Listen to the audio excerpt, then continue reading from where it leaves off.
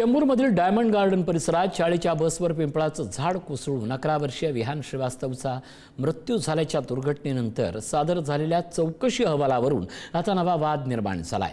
अहवालात कंत्राटदार आणि सल्लागार संस्थेवर दंडाची शिफारस करण्यात आली आहे। मात्र रस्ते विभाग आणि उद्यान विभागातील अधिकाऱ्यांना क्लीन चिट देण्यात आल्यानं विरोधकांसह सत्ताधारी नेत्यांनीही अहवालावर प्रश्नचिन्ह उपस्थित केलंय।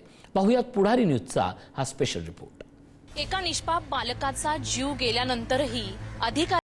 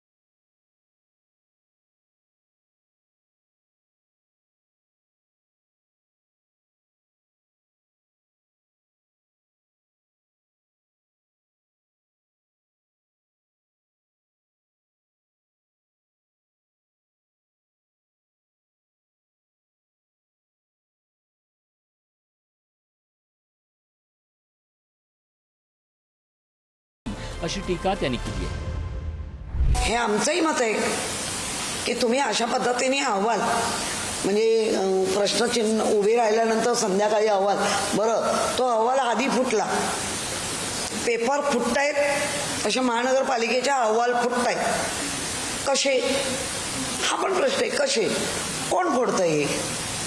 त्यामुळे उपमहापौर आणि मोठा प्रश्नाचे सत्तेतल्या पक्षाबरोबर बसलेले उपमहापौर त्यांनी आयुक्तांवरती प्रश्नचिन्ह निर्माण केलं आहे।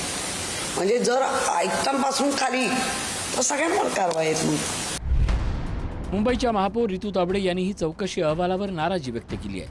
हा अहवाल मला मान्य नाही असं स्पष्ट सांगत त्यांनी झाडांच्या मुळावर सिमेंट काँक्रिटीकरणाचा परिणाम होत असल्याचा मुद्दा पुन्हा अधोरेखित केला आहे। अधिकाऱ्यांना पाठीशी घालणारी मी महापौर नाही असं म्हणत त्यांनी संबंधित जबाबदार अधिकाऱ्यांवर कारवाईची मागणी केली आहे।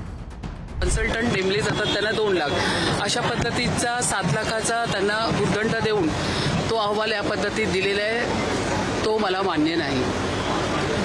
तो अहवाल मला मान्य ह्यासाठी नाही आहे कारण की आपण ह्या पद्धतीने जर अधिकाऱ्यांवरची जबाबदारी निश्चित न करता कॉन्ट्रॅक्टरला तर धरायचंच आहे, त्याबद्दल वादच नाही। कन्सल्टंट असेल त्यालाही तुम्ही जबाबदार धरा, पण संबंधित त्या पूर्ण रस्ते कॉन्ट्रॅक्टरचे जे साईट इंजिनियर होते त्यांना त्या ठिकाणी धरणं अतिशय गरजेचं होतं।